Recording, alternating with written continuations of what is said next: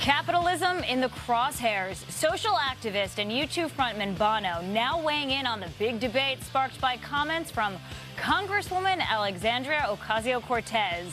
This is Bulls and Bears. I'm Lauren Simonetti in for David Asman tonight. Joining me on the panel today, Morgan Ortagus, Jack Howe, Steve Forbes, and Scott Martin. Welcome, everybody.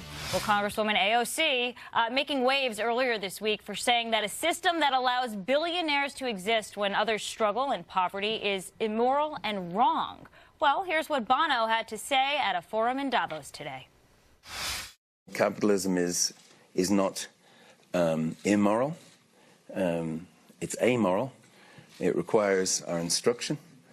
Capitalism has taken more people out of poverty than any other ism, but it is a wild beast, and if not tamed, it can chew up a lot of people along the way.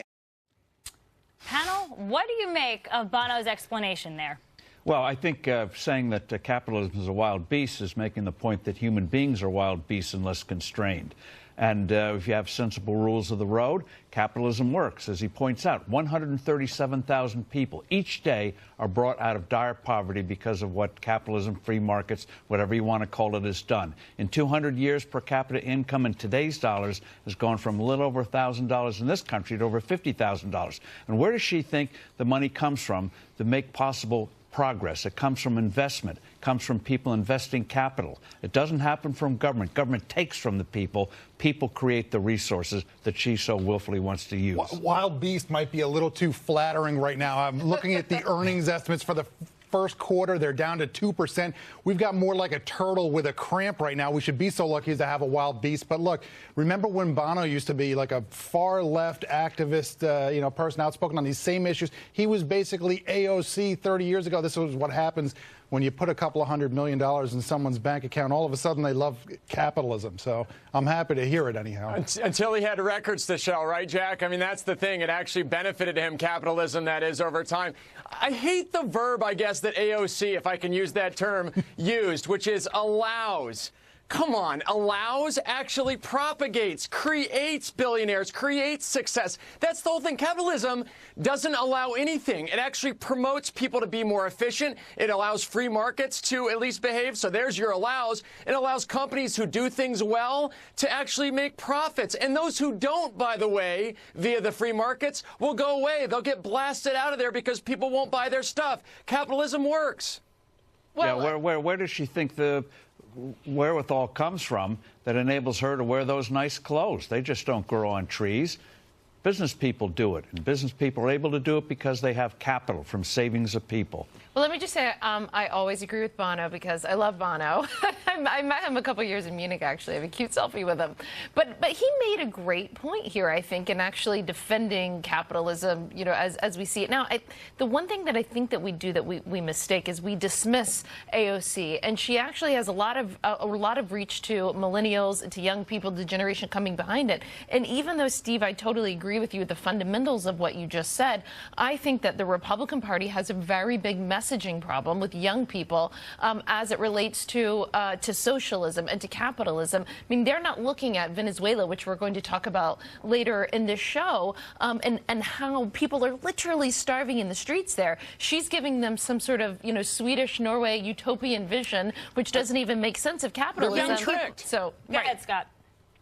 They're being tricked, though. I mean, to Morgan, your point. I mean, they're being tricked into thinking, the millennials, to think that, hey, socialism is going to save you because capitalism is going to destroy you. They're going to, the message is going to be to the millennials, hey, capitalism isn't going to work for you. Capitalism doesn't care about you. So, therefore, you don't have to try, and we'll just put the socialist policies in place. They'll take care of you. When in fact, capitalism's their best friend. Yeah, Morgan brings up a good point, though. You can't just say capitalism works, capitalism is efficient. You got to make the moral case for it. In a true free market, you don't succeed unless you provide something that somebody else wants. It meets the needs and wants of other people. And Steve Jobs said sometimes people don't know what they want until he shows them, but it's entrepreneurship, putting something out there. And if you don't provide something somebody wants, you fail.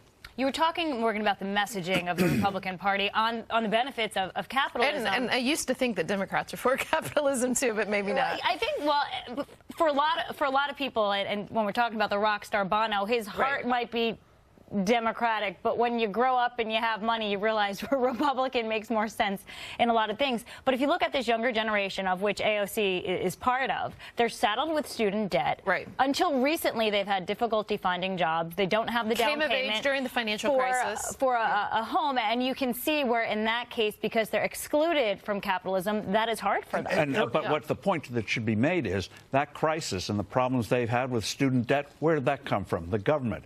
The crisis of 2008 came from the government. That's not free markets. That's a failure of government and government over-regulation, trashing the dollar, over-taxation and the like. I don't find her views, by the way, so radical. And don't you want someone on the left who can express these views? I mean, she wants health care for all. Do you think the world is going to end in 12 years, too? I don't think the world's going to end in 12 years. But look, my Republican friends like to talk about her so often. It makes me think of that song, I Hate Myself for Loving You. They're in love with this woman. They can't stop talking about her. They obsess over everything she says. I agree with you on that. You're right. Because she's the virtual Speaker of the House of Representatives.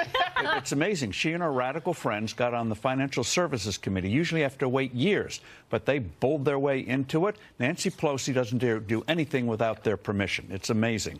So the Democratic Party then has, in many ways, become radicalized. Isn't that what the president said? Out of control. That's what the president said just moments ago when he was speaking. It must be true. If the president said it, it's gospel. No, but the Democratic Party has moved so far from center, and that's what we're dealing with. But I do think actually she's bringing up some things that are worth a conversation. While I don't agree with the policies that she's pursuing in the Green New Deal, she is talking about a lot of things that like she's talking about a smart grid, or excuse me, a 100% renewable energy electric grid. There's actually a lot going on with IoT, the Internet of Things, and smart grids that is revolutionizing the way we get our energy done. So there's so many opportunities, I think, for the Republican Party, or just, it doesn't even have to be the Republican Party, just people that are pro-capitalism, that are pro-private sector, to say, yes, we actually agree with you. We do need a Green New Deal, but it doesn't need to be through government intervention. Let's look at everything that the private sector is doing as it relates to energy. It's easier for them to do it. We have it there. Nuclear power does not have spew stuff into the atmosphere. And natural gas, same thing. Germany went all out, and their electricity costs 3 times what it does in the U.S. Does she want to saddle especially struggling people? And they're dependent on the Russians. On coal and on the Russian gas line. Yeah, Putin has them by what. To go back to what Bono said, though, and he is European, and we look at the homeless crisis in the world. We see it here in Manhattan every single day. Big European cities see it as well. And a lot of these, if you're relying on the government or state agencies to help with problems like that, because they're dealing with homelessness and other issues, their finances are strained. So you need the money. Their finances are strained? Why are they strained? Because they have a pension system that doesn't work. They've crushed their local economies. Europe thinks it's good when they grow 1 or 2%. Businesses don't want to be there. Healthcare doesn't have real free markets. So if you allow people to be creative, which is the essence of capitalism, creativity, by golly, these things will be solved. Free markets, with true free markets, always scarcity is turned into abundance. Let it happen. And to quote a great U2 song, guys, one of my favorites, Out of Control. It's on the album. Boy, you should all listen to it if you haven't before.